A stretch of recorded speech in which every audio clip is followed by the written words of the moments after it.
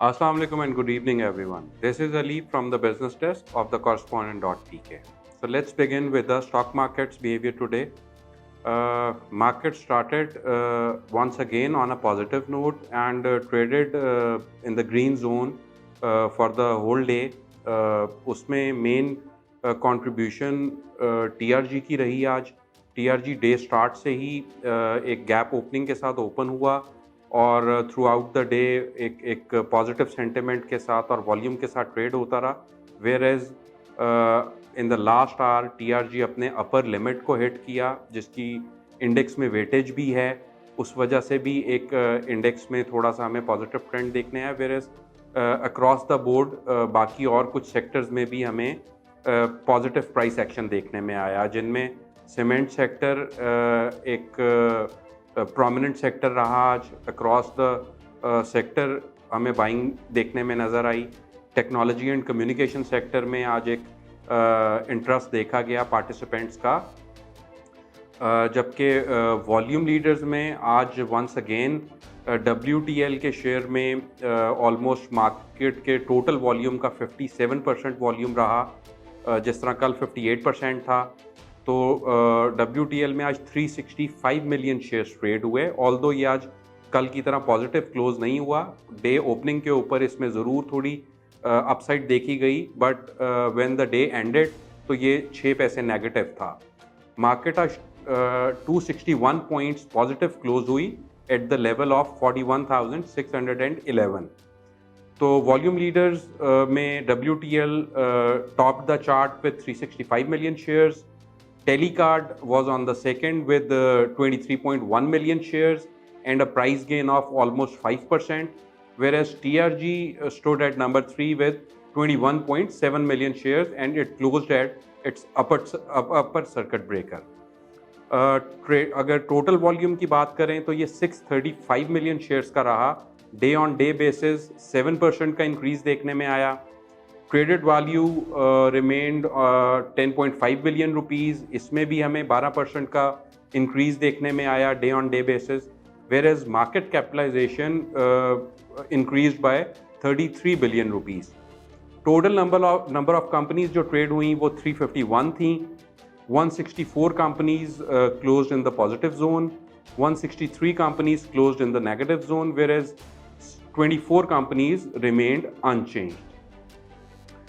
Now let's talk about the international markets.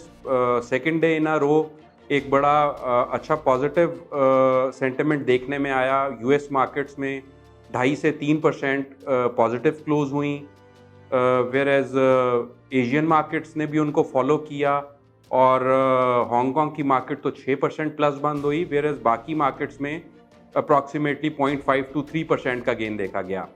और as we speak European markets trade हो रही हैं, ये आज स्लाइटली नेगेटिव हैं और ये 0.5 to 1.5% नेगेटिव जोन में ट्रेड हो रही हैं. क्रूड ऑयल में जैसा मैंने कल भी बताया था, ओपेक प्लस की एक मीटिंग है जिसमें प्रोडक्शन का कट का एक्सपेक्टेशन है 1 million barrel to 2 million barrel का. आज रात में वो मीटिंग होगी.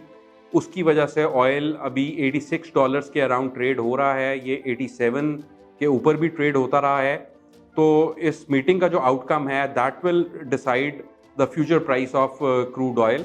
सो लेट्स सी के मीटिंग का आउटकम क्या आता है. Now let's talk about Pak rupee. Once again it was the 9th day जब इसहाक डार के आने के बाद रुपी ने इन अ रो गेन किया है डे ऑन डे बेसिस के ऊपर. At the day opening almost 2.5 से 3 रुपए रुपी गेन किया अगेंस्ट द US डॉलर, लेकिन इंटरबैंक में at the time of closing इसमें 1 रुपये और 70 पैसे का गेन देखा गया और 223.94 रुपीज़ के ऊपर ये क्लोजिंग हुई इसकी. पॉलिटिकल एंड पे एक दो डेवलपमेंट्स हैं. जैसा कि मैंने कल भी जिक्र किया था कि chief of army staff general Qamar Javed Bajwa is on official US visit for 5 days. तो वहाँ पे कल एक एम्बेसी का डिनर था, उसमें उन्होंने कुछ अनऑफिशियल एक हिंट दिया है कि वो अपनी जो एक्सटेंशन है वो नहीं लेंगे और रिटायरमेंट जो है वो नवंबर में ले लेंगे, जिसको एक पॉजिटिव देखा जा रहा है पॉलिटिकल सर्कल्स में। वेयर एज मरियम नवाज जो हैं, उनको जैसा कि अभी रिसेंटली पासपोर्ट उनका वापस मिला आफ्टर 3 इयर्स, तो वो आज लंदन फ्लाई कर गई हैं नवाज शरीफ साहब के पास, और सुनने में ये आ रहा है कि she will stay there for a month approximately.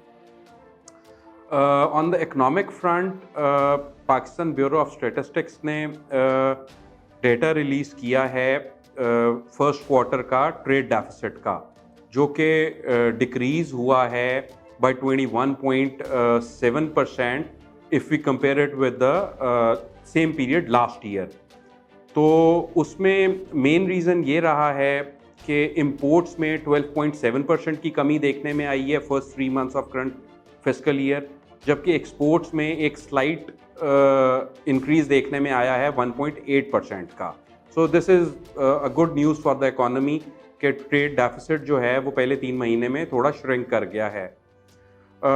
In another news, जो हमारी मिनिस्टर ऑफ स्टेट हैं फॉर फाइनेंस आयशा गौस पाशा, उन्होंने नेशनल असेंबली की जो पार्लियामेंट्री कमेटी है उसको बताया है कि उन्होंने IMF की कंडीशंस या और एग्रीमेंट को वायलेट नहीं किया, क्योंकि कहा यह जा रहा था कि जो पेट्रोलियम लेवी नहीं लगाई है तो वो वायलेशन है IMF की कंडीशंस की। तो एज़ पर हर स्टेटमेंट, जो मिफ्ता इस्माइल के टेन्योर में गवर्नमेंट ने ज़्यादा पेट्रोलियम लेवी कलेक्ट की थी तो वो उसको कंपनसेट कर लेंगे।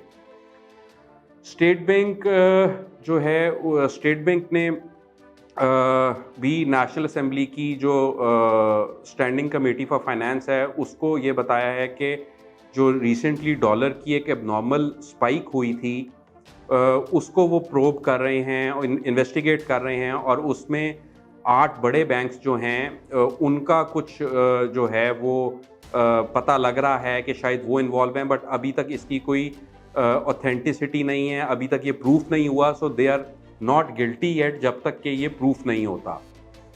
Other than that, state bank जो है वो मॉनेटरी पॉलिसी अनाउंस करने जा रहा है on coming Monday which is 10th of October, और as per survey it is expected to remain unchanged. और उसकी रीज़न ये है कि थोड़ी सी इन्फ्लेशन ईज डाउन हुई है पिछले कुछ वीक्स में, और उसकी वजह ग्लोबल कमोडिटी प्राइसेस का कम होना है, और सेकेंडली जो आपका फ्लड की वजह से इकोनॉमिक स्लो डाउन है वो भी एक रीज़न बताया जा रहा है।